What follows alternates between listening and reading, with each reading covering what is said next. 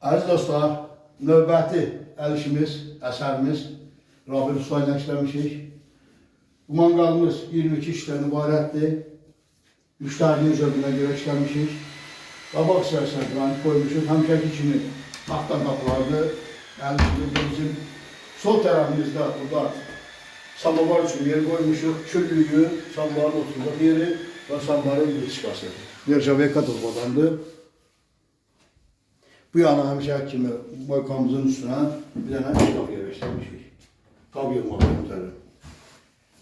Sizdən Tahir Ustaydı. Növbəti çəkilişlərə qədər sağ olun.